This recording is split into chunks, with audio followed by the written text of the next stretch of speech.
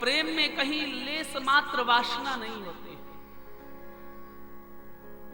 Less मात्र भी यदि वासना है तो वो प्रेम नहीं है, वो तो स्वार्थ है, संसारियों का प्रेम है।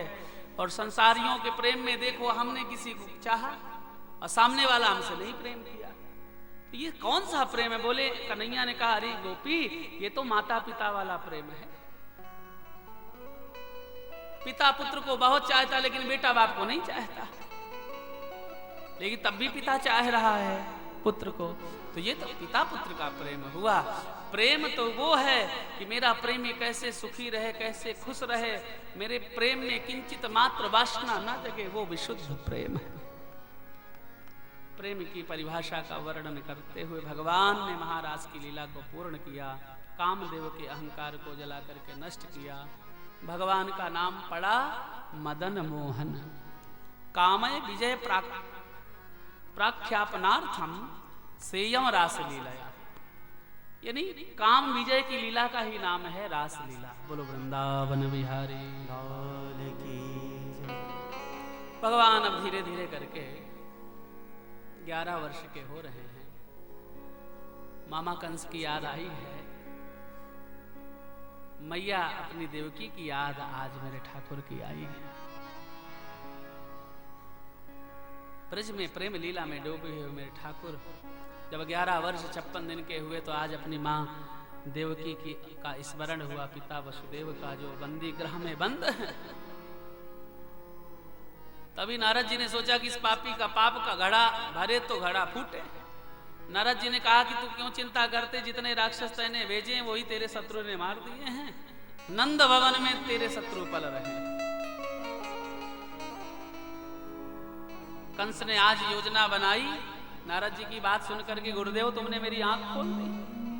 भगवान ने सोचा, नारद बाबा ने सोचा कि प्रभु को यहीं बुला लिया जाए तो ज्यादा ठीक है।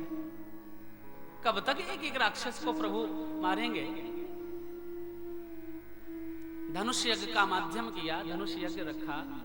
उस यज्ञ में कृष्ण बलराम को आमंत्रण दिया, नंद बाबा को निमंत्रण दिया कि सुनिए, आपको इस धनुष यज्ञ में आना है।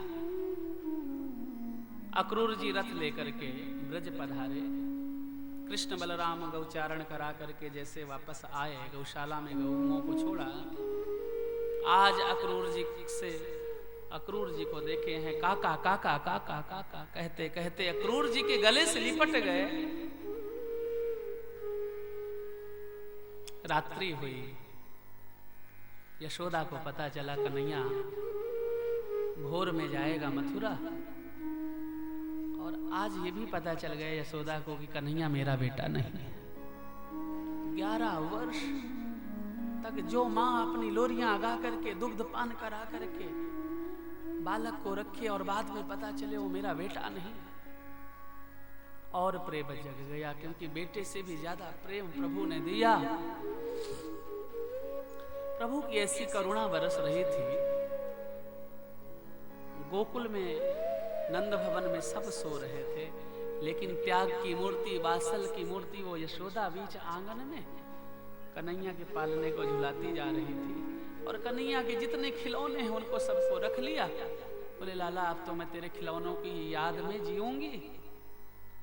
भोर में 4 बजे कन्हैया की नजर गई तो माँ रो रही, लिपट गए प्रभु। काहे को रोती है माँ?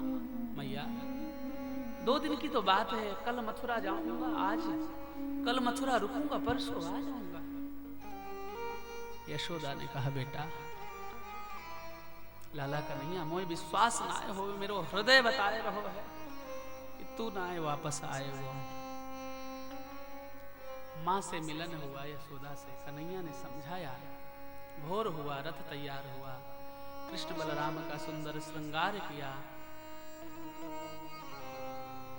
रथ में सज करके प्रभु पधारे। ब्रज की ब्रजांगनाओं को जब पता चला, ब्रज के ग्वाल बाल तो कन्हैया के संग ही मथुरा चले आ रहे थे मेला देखने के लिए, धनुष यज्ञ में सम्मिलित होने के लिए। गोपियां रथ के आगे लेटने लगी। कन्हैया ने सबको समझाया, अरे सखियों 2 दिन की बात है, आज जाऊंगा, कल वहां धनुष यज्ञ देखूंगा, परसों वापस आ जाऊंगा। राधा जी बिल्कुल दूर खड़ी कृष्ण को देख रही थी। कन्हैया ने सोचा कि राधा जी मेरे से कुछ कहेंगे, लेकिन राधा ने एक शब्द नहीं कहा। कृष्ण स्वयं रथ से उतरे, किशोरी जी आप कुछ कहना चाहेंगे? राधा जी ने कहा नहीं, कुछ नहीं कहना। किशोरी जी आपको तो विश्वास होगा मैं परसों आऊंगा। बोले नहीं, मेरा दिल कहता है तुम नहीं आओगे कान्हा। अरे राधा, यदि आपको विश्वास ना हो तो आप मेरी बंसी अमानत में रख लो, क्योंकि एक क्षण भी मैंने अपने बंसी को नहीं छोड़ा। राधा जी को बंसी प्रदान करी मेरे ठाकुर ने। राधा ने कहा कन्हैया आप आने वाले नहीं हैं। तब कन्हैया ने कहा किशोरी जी आप तो मेरे हृदय की बात को जानती हो, ये ब्रजवासी तुम्हारी देख रेख में इन ब्रजवासियों को छोड़ करके जा रहा हूं। तब से ब्रजमंडल की जो अधिष्ठात्री देवी है वो श्री राधा है, कृष्ण नहीं। राधा राधा राधा राधा राधा राधा। वृंदावन में कृष्ण कृष्ण कृष्ण कृष्ण कोई बोलता ही नहीं। द्वारिका में बोलते हैं भैया जय श्री कृष्णा, लेकिन वृंदावन में राधे राधे। किसी दुकानदार से यदि कोई वस्तु लेनी होगी तो ये थोड़ा बोलते भाई जी, नहीं भाई साहब पहले बोलेंगे राधे राधे, तो सामने देख लेगा हाँ राधे ये सामान कैसे दिया, ये माला कैसे दी राधे, तो वो कहेगा राधे ये तो 50 रुपए की। यानी राधा राधा राधा राधा। सोते जगते व्यवहार जगत में, डाल डाल फल पात पात में राधा राधा राधा राधा राधा होए। राधा राधा स्मरण। राधा जी ने बंसी स्वीकार किया, कन्हैया का रथ आगे बढ़ा। अक्रूर जी के मन में ऐसा था कि ये दोनों कृष्ण बलराम छोटे हैं।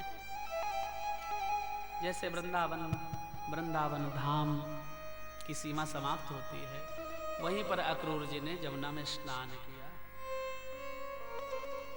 जैसे डुबकी लगाई तो 1000 फण के ऊपर मेरे कन्हैया अंदर हंसते हुए नजर आए। बोले काका क्या बात है, आप डर रहे हैं? अक्रूर जी ने जैसे ऊपर देखे तो कन्हैया कृष्ण बलराम रथ पर, अब बाकी गोता लगावे तो वही कन्हैया 1000 फण के ऊपर सोते हुए नजर आए। अक्रूर जी के मन में संशय था कि छोटे छोटे बालक कहीं कंस मार ना दे। कन्हैया ने समझा दिया काका मैं साधारण नहीं हूं, जो मेरे बगल में बैठा ये शेष है और मैं इसका ब्रह्म हूं, नारायण हूं। अक्रूर जी के मन में जो संशय था वो संशय दूर मेरे ठाकुर ने किया। सीधा पहुंचे मथुरा। ब्रज की लीला समाप्त संपन्न करके प्रभु मथुरा पहुंचे। नंद बाबा से कहा बाबा, अक्रूर जी से कहा कि काका तुम बाबा को ले जाओ मामा कंस के पास राज सिंहासन के समीप, हम और हमारे भैया बलराम और ग्वाल बालों के साथ हम थोड़ा नगर भ्रमण करके आते हैं। भगवान ने सोचा अभी बहुतों को उद्धार करना है। नंद बाबा ने कहा बलराम भैया सुन, अरे लाला बलराम तू बड़ो है, लाला मेरो छोटो है, उद्यमी है, चंचल है। ए कन्हैया ये तेरो ब्रज ना है, तेरो वृंदावन ना है, तेरो नंद गांव ना है, ये मथुरा है, या मैं ऊधम मत करियो। काका अरे बाबा मैं कछु ना करूंगा, भैया बलराम मेरे संग हैं, ग्वाल बाल मेरे संग हैं। इतना कह करके नंद बाबा सीधा रंगमंच पर पधारे, सिंहासन पर विराजमान हुए। भगवान ने सोचा यहीं से लीला शुरू कर दी जाए। जमुना जी के किनारे प्रभु जमुना जी का आचमन किए। जैसे आचमन किए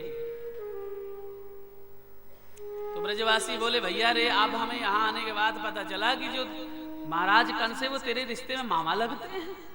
कन्हैया बोले हाँ मामा तो लगते हैं भैया, तू तो सज धज करके आयो, मैया यशोदा ने तेरे श्रृंगार बढ़िया कर दियो, हम तो वैसे फटे पुराने कपड़े पहन के चले आए। भैया रे तू वस्त्र कछु बदलाए दे हमारो। वहीं धोबी घाट पर महाराज कंस के और सैनिकों के वस्त्र ये धोबी धुल रहे थे। कन्हैया ने कहा मामा जी राम राम। सबको पता था कि कृष्ण कंस का शत्रु है। तो धोबी बोले हाँ राम राम, बोलिए क्या बात है। अरे बोले मामा जी हम तो ये कह रहे हैं कि महाराज जो आपके महाराज है वो मेरे सगे मामा हैं और मेरे ब्रजवासी वस्त्र बदलना चाहते हैं। यदि ये वस्त्र आप इनको दे दो तो इनकी शोभा भी बढ़ जाए। ग्वारियों, जंगल में गऊ चराने वाले, तुमने कभी दर्पण में अपना मुख देखा है कि राजा के कीमती वस्त्र पहनोगे? चले जाओ, नहीं जो काम तुम्हारे मामा को करना ना वही काम हमें करना पड़ेगा।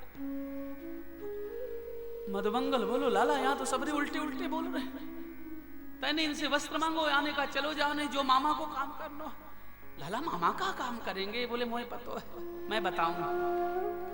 कन्हैया आज गए हैं, एक थप्पड़ मारा उस धोबी पे, जैसे एक थप्पड़ मारा महाराज तो गर्दन कहीं धड़ कहीं। भागो भागो पूतना मारने वालों आ गए, सभी को ग्वाल वालों ने वस्त्र पहन लिया। चारों कार हाहाकार मच गई कि देखो एक थप्पड़ में गर्दन अलग कर दी। मेरे कन्हैया ने कहा अब मैं वो राम नहीं, रामोवान विग्रह धर्म हूं।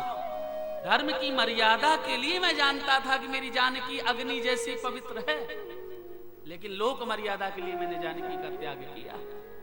वही धोबी आज यहां पर आया, भगवान ने कहा हिसाब तो यही चुकता कर लिया जाएगा। एक थप्पड़ मारा, गर्दन धड़ से अलग। विचित्र वर्ण है, अलग अलग वर्ण के नजर आ रहे हैं, क्योंकि मोटे थाजे महाराज कंस, उनका वस्त्र पहना ग्वालों ने।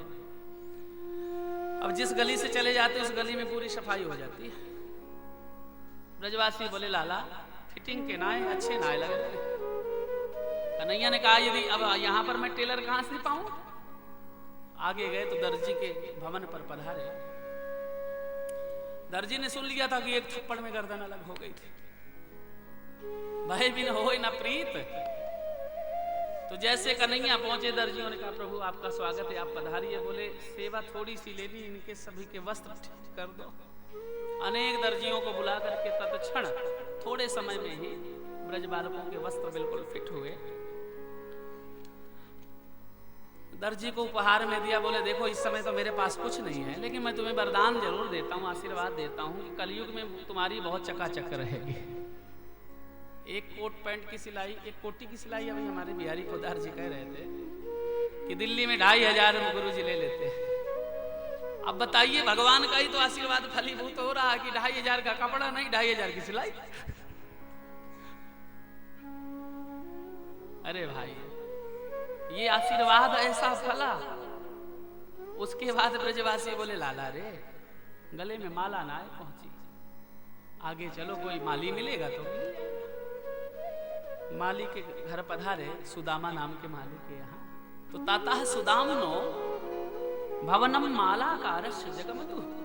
सुदामा नाम के माली के घर पर प्रभु पधारे। सुदामा ने भगवान के गले, माली ने गले में माला पहनाई। सुंदर सुंदर माला पहना, बड़ी दिव्य मालाएं प्रभु के गले में पहनाई गई। कृष्ण बलराम के ब्रजवासियों के गले में माला पहनाई। प्रभु ने सोचा कि तूने इतना सुंदर सुमन, सुमने अच्छा, मन मने मन, पुष्प का फूल का एक नाम है सुमन।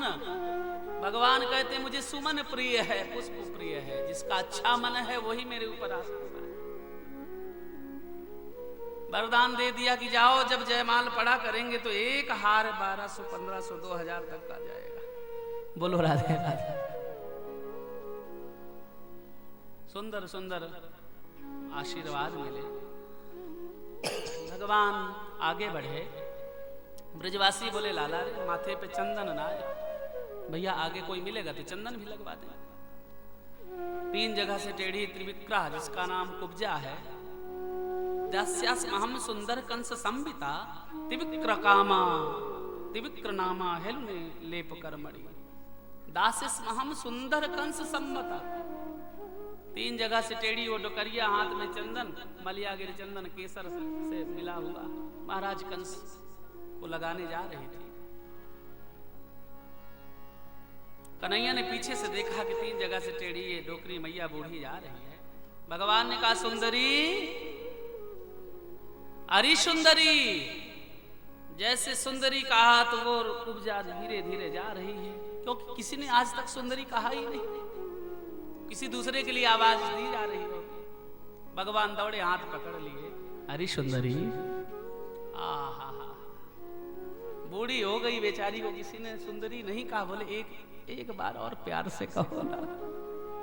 भगवान ने कहा सुंदरी, आपने ही केवल मुझे सुंदरी कहा है। बोले हमने कहा है तो आपको सुंदरी बना